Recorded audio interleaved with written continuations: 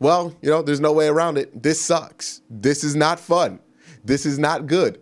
Now, this is sobering. This is saddening. This is definitely disappointing, but in no way does this have to be defining. This loss does not have to define the 2020 season for the Cleveland Browns. It's only going to define this season if the Cleveland Browns allow it to, because if you win in Pittsburgh next week, nobody cares. Much like how nobody cares that the Steelers lost to the Bengals on Monday Night Football after they won against the Colts. Nobody will care that you lost to the Jets if you win and get into the playoffs, or if you do something crazy like win, get in, and then beat the Steelers 2 weeks in a row, because more than likely that's the path that you're going to have to go on if you're going to want to make the playoffs. So that's the situation there. It stinks, but in no way should this be defining. This team should not allow this loss to define them. But let's talk about this loss. Let's dissect it. Let's talk about what parts of this loss were kind of a result of what happened on Saturday and what parts weren't that should be more concerning. Let's get into it and let's talk about it. Real quick before I get into that, I have to give a shout out to the Dog Check tier Patreon members. And as always, I start out with Greg Ealer, Seth Harrison, Corporal Nick Lopez, Nick Nasty, Mandela Moore, the only Browns fan in Wisconsin, Batman, Jake Phillips, Rush Shear, Barack Kumar, John Alver, Masayua, Buds Roland, Ethan Rindauer, James Nemo, Mac House, Reeve Hertz, Justin Cole, Philip Wilcoxon, Marie Vivert, Timothy McClure, Keith Anderson, Joshua Still, Sean Barron, Gagos Pisano, Dom Gazzulo, Ian Whitaker, Colin 216, Anthony Latham, Christian, Matt Bond, Dave Strong, Michael Stone, Soul Train, Charles Work, Dan in West Texas, Billy, Michael Holdenack, Jared Austin, Josh Bendor, Dylan Hell, Andrew Sedejo, David Maldonado, Chad Gimme, Rex Kaufman, Edrin Hall, James McGinley, Brody Cook, Moose Gentry, Patrick F., Austin Z., Mark Burnett II, Andre Griffin, Otis Wolf, IT Rex, Austin Bolin, Jesus Serrano, Joshua Paulus, Chris Fawns, Pick Down Browns Backers, Mark Kahn, Max Aldojo, Beerman 069, SSJ Swift, Andrew Hirsch, Feeling Dangerous 113, Dave Mike May, John Cummings, Robert Germain, Cleveland BCI, Anthony O, Bobo Regretti, Stuart Moore, TJ Showman on cue, Mark M, Jaleel Salim Sr., Martha Crusnut, Ryan T, Jonathan Fredericks, CK, Eric Green, Joseph Stevens, and Water Bear Marketing. Thank you guys for supporting. I appreciate it a ton, but without further ado, I want to rip into this defense. All team, awful performance. Not a single one player I felt like had a good game against the Jets. Let me make that clear. Everybody played awful. Personnel, coaching, all team, all awful. This was a all-pro level awful experience on the defensive side of the football. I have never, ever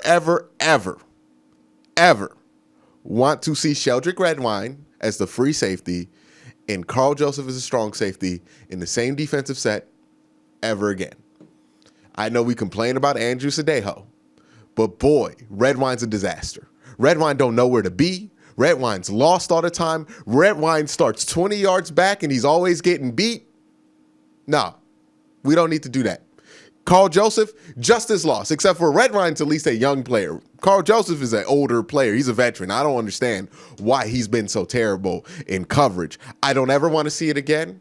I don't get why the communication problems in the secondary. I get why they're bad. I don't understand why in week 17 or week 16, it's worse. It's worse. And it was awful to start the year. Remember when I did the training camp videos and they had the first scrimmage, I was like, wow, the secondary really is not communicating, but that makes sense because they don't have a ton of their starters there. So hopefully 4 weeks into the season, this gets fixed. It is week 16 and it's worse than it's ever been. And if you don't believe me, watch any team run a pick play on the Cleveland Browns. It is a disaster. We always run into each other, have no idea who has what responsibility, have no idea where to be, what zone we're going to sit in. Can't play man because you can't not run into each other. Can't play zone because you can't communicate where to be on the field. It's a disaster. And I get that we want to point at the players and say the players are the problem, but Joe Woods, He's a defensive back specialist. He is supposed to be that guy on the defensive back side. I don't think the personnel was that terrible. You got Denzel Ward. You got Terrence Mitchell. You know, Carl Joseph was a starter in Oakland. And then you got a mess at free safety. All right, so you have a mess at one position, but don't have a mess at three other positions, and it's a disaster. It is an absolute disaster because they can't communicate, because they can't talk to each other, because they can't get the job done. They can't play zone. They can't play man. They literally can't play defense without running into each other. It's week 16. This is on Joe Woods. If you lose out for the rest of the season, he has to be fired because this is Joe Woods' job. You might not have the best talent, but make sure that they're competent. You don't see the Jets defensive backs and they're starting undrafted free agents running into each other. That is clearly coaching, not coaching communication well enough. It's not there. It stinks. It's awful. It needs to be fixed. That's not something that you could just put on the players because, yeah, the players have to communicate, but it has to come from the coaching staff down. This does not happen on live. You watch the Ravens game, they were running into each other. They did not run into each other as much in the Giants game, but they didn't have that many reasons. Colt McCoy couldn't push the ball downfield.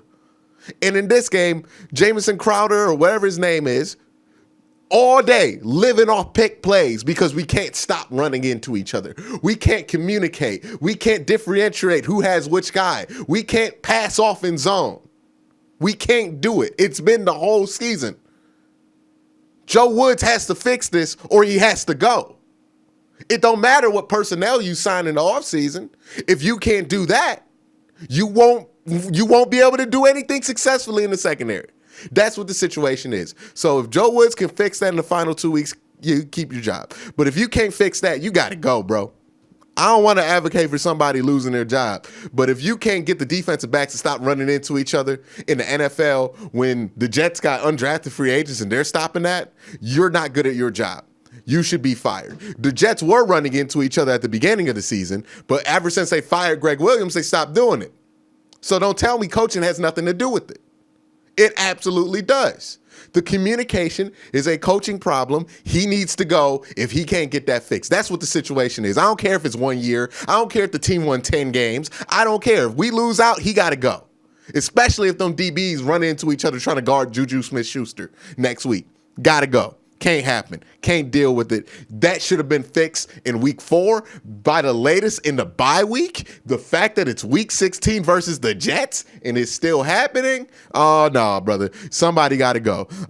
Defensive line still can't create pressure unless Myles Garrett is playing at an extremely high level. We know why he's not playing at a high level. We know what the reasoning is. He's going through lung therapy right now. Like, this is some serious stuff. I can't just say Myles Garrett ain't trying. He's obviously trying. He's fighting just to be on the field. You're not going to get that great of an effort out of him, but you're going to get at least Myles' body out there. Can't create pressure outside of it. And it's not like the Jets have a great offensive line. You need a Myles resurgent bad, but I don't know if it's coming because he's dealing with something serious. Like, it's a miracle he's even out on the field right now when he's literally going through breathing therapy during the week. Like, I don't know how tough I can be on him. That's all I got to say about the defense. It stunk. Linebackers stink. Mac Wilson stinks. Linebackers stink. It stunk. Linebackers played terrible today. They don't normally play this bad. Maybe B.J. Goodson's that big of a difference, but it shouldn't be. Mac Wilson, awful. He was supposed to be the B.J. Goodson this year. He can't hold it down. He can't have the green dot because he likes to play hero ball too much. He don't like to be where he's supposed to be. And that is the problem with the linebacking core whenever there is a problem, is that they always have one guy, either it's Taki, Mac Wilson, or B.J. Goodson, who wants to play hero ball and messes up the whole thing. Stop it. Like, nobody on that linebacking core is a hero. Y'all are just pieces to play a part. Y'all not heroes. Just play your part. We don't need you to be heroes. But nonetheless, the defense was awful. Some of it was players. But the secondary issues, yes, the players are playing terribly. Sheldrick Redwine is not good. Carl Joseph is not good. But the coaching, the communication at this point, unacceptable. Unacceptable. So that's my tear into the defense. They let Sam Darnold look good. Sam Darnold's looked good for like 7 games in his NFL career. Congratulations, you gave him the 8th in 3 years. His 8th game, he's looked good in his entire career. You gave him that. Congratulations, Joe Woods. That's all you, bro. Let's talk about this offense. All right, man. So look, the offensive game plan or what it was on offense, I get why people are complaining because Baker threw the ball a ton, right? He threw over 50 times. But if you just look at that stat and you're saying that's why the Browns lost, I don't think you either watched the game one or understand what happened in that game thoroughly. Now, the reason he had to throw that many times, and look, Kevin Stefanski made plenty of mistakes in that game. The one mistake with the QB sneak, he keeps going to that even though Baker keeps fumbling it. I don't know why he keeps calling it. He has to stop doing that. He is not without blame in this game. But the reason they threw 55 times is because the offensive line was terrible. That's one, right? The offensive line was terrible today. They couldn't pass block, but they really couldn't run block. And granted, Nick Harris is your third string guard, and it showed today. He was terrible today. You know, he's a center that's playing guard against a really good defensive line that was never going to hold up. It never should. It was a miracle it did against the Giants. It finally burst open today. Then you got Kendall Lamb, who's your third string left tackle. You got 2 third stringers on your offensive line. It don't matter how good the other 3 are. That's always going to blow you up. And that's all the Jets did. They attacked Kendall Lamb. They attacked Nick Harris. They had a lot of success. They penetrated all day in the run game. They stopped it. So whenever you ran the ball, you either got negative yards, you got behind the sticks, so that meant you had to throw. And your defense on the other side could not stop Sam Darnold for whatever reason and let the Jets get a double-digit lead on you, which meant that you could not run the ball anymore. Like you are not only was running the ball only getting you like 2 yards, so the Kareem Hunt and Nick Chubb averaged less than 3 yards a carry today. Not only was it putting you behind the sticks, not only was it costing you time that you didn't have, it also wasn't successful. But you didn't have the proper equipment up front to be able to do it. You didn't have the proper personnel. You couldn't do it. You could not run.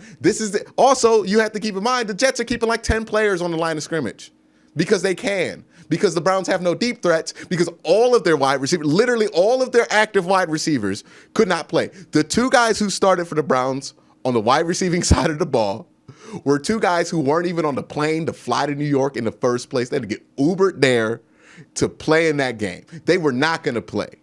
They didn't get any reps. So, that is what it is. So the Jets are playing you much like a lot of teams have played the Steelers. All you can do is short stuff. You're not going to be able to run the ball. Your quarterback's going to have to throw 50 times. There's a reason why Pittsburgh has to throw 50 times, because they can't run the ball. Same reason the Browns could not run the ball today. Kareem Hunt and Nick Chubb, last 2 games, not been good. Got to point that out. They have not been good the last 2 games. The 2 games in New York, they've been terrible. They have not been good. They got to play better. The offensive line, the offensive line obviously has to play better, but hopefully they're not playing with 2 third stringers next week. Nick Chubb and Kareem Hunt, got to see more out of them. Got to see more out of them. I know people love them. They're going to protect them. Nobody's going to blame them. But the reason Kevin Stefanski couldn't run the ball is because they had 2 yards to carry on one hand and 2.5 on the other. You're not going to run the ball out when your running backs are doing that. Ask Pittsburgh. You're not going to run the ball a lot. That's why Baker had to throw the ball 50 times. So don't sit here and tell me about the 50 pass attempts like that would have changed the game. They could not run the ball. Where's the evidence that the Browns would have been able to consistently run the ball on the Jets? Because it wasn't there all game. So don't tell me about the pass attempt numbers. What do you want to do? Now, the one thing I won't give him a pass on is that play calling on 4th and 1. I don't care what the situation is. 4th and 1, that important. Nick Chubb's in the game. Andy Janovich is in the game. You go up the middle. I don't care how unsuccessful you've been. Put that ball right behind either Joe Bitonio or Jack Conklin or J.C. Treader and get a yard. Don't do these quarterback sneaks anymore. Baker fumbled one. He's fumbled this one. Stop doing that. He's obviously disadvantaged when you do that. You can't do it. Stop doing it. I get it was really successful early on, but you got to go with what you have on the team rather than, well, this worked 2 times. That's a learning experience for a rookie head coach. And he's a rookie head coach. He gets those mistakes. I'm not going to freak out about that. But that definitely is a mistake by Kevin Stefanski not going with his best running back in that situation, or even Kareem Hunt in that situation. I did not want to see a QB sneak. They did the QB sneak, and, you know, it is what it is. We can argue about if it was a lateral or a fumble. It's moot. Baker should have held on to the ball. Speaking of Baker holding on to the ball, can't have 3 turnovers. Can't have 3 turnovers in your defense, not play defense. Can't happen. Don't care who you're playing. You're not going to win a football game. Baker has to hold on to the ball. Baker has to do what he has to do. Baker has to be better than that. If you want to beat Pittsburgh, he has to be better than this. Nick Chubb, Kareem Hunt has to be better than this. The entire offensive line, whoever's playing, has to be better than this. Obviously, the wide receivers have to be better than this. Harrison Bryant has to be dropping the ball all day. Austin Hooper dropping the ball all day. Got to be better than this. Thought we got those two because we were tired of David Njoku's drops. They're out here dropping it just as much as David. Overall, it's an all-time frustrating game because you needed this one, and it didn't seem like the team felt like they needed it enough. It seemed like they came out here with that same kind of attitude that they came out with Jacksonville against. And you know what? We could argue about whether the guys, if they would have been there, if Jarvis, everybody would have been there, would it have made a difference? I argue that I don't know how much of a difference it makes. Because the Jets came out to play and the Browns didn't. And I don't know if that changes just because you have those guys back. Because those guys were there for Jacksonville and they didn't show up until late. So they didn't get bailed out this time. They didn't get lucky this time. They didn't get the one extra play this time. All right, that is what it is. Let's talk about what this means for the rest of the season and what this means when it comes to Pittsburgh. All right, man. So that's it. That's the game. We're going to wrap all of that up, all that negativity, all that anger that I just had in the last like 15, 20 minutes in this video, wrap it all up in a ball, real tight, throw it away. It don't matter anymore because all that matters is that you play Pittsburgh this week, and if you win, you're in. That's what matters. That's the situation. That's what's important. I'm not going to cry about anything that happened this game. I'm not going to blame it on the NFL. I'm not going to talk about Baltimore or anything goofy like that. We're going to talk about Pittsburgh and what the Browns need to do to win that game, because that's the only thing that matters. If you win that game next week and you get into the playoffs and maybe you win a game next week after that against Pittsburgh, because you're going to play Pittsburgh regardless if you make the playoffs, unless something crazy happens. If you do those things, you make the playoffs, you have a successful run, nobody cares that you lost to the Jets. It does not have to mean anything. It does not have to define this season. It only defines the season if the people in that locker room for the Cleveland Browns allow it to define the season. So this is on them. This is on the Cleveland Browns. This is on the locker room. Are you going to let this season be defined by a loss to the Jets? Are you going to win 10 games in the NFL just to lose to the Jets and let that be how people remember the season? Or are you better than that? Well, this Sunday is your opportunity to prove that you're better than that, to show that you're better than that, and not allow this to define you. That's the situation. That's what matters. Nothing else does. None of these conspiracy theories, none of these, was it a fumble, was it not? None of these excuses to why you lost to the New York Jets matter. None of it matters. All that matters is if you can bounce back against Pittsburgh, because you know what? Pittsburgh dealt with all of it. The juju dancing on the logo, all the embarrassment that they dealt with after losing to the Cincinnati Bengals on Monday Night Football. Coming back on a short week, they beat the Colts. Nobody cares about them TikTok dances anymore, do they? Right? Now we afraid of the TikTok dances going into Pittsburgh. We went from laughing, talking about winning the AFC North to doing this. So, shows to show you, you win this game next week, nobody cares, nobody remembers, it becomes immediately irrelevant. That's up to the dudes in the locker room and the people on the coaching staff. What are y'all going to do? Are y'all going to allow this to define you? Are you going to allow this loss to the Jets define the 2020 Browns season? Or are you going to rise up and be better than it? You luckily have the opportunity to do that against the Pittsburgh Steelers. So let's focus on that. Let's get that win. Let's get into the playoffs. But don't let that define it. This was disappointing. This was sad. This was anger-inducing. This was just a bad game. But you don't have to let it define you. You don't have to let your biggest failures define you. You don't. But that's up to you. That's it for this week, guys. Thank you all for watching. Have a great day. Have a good night.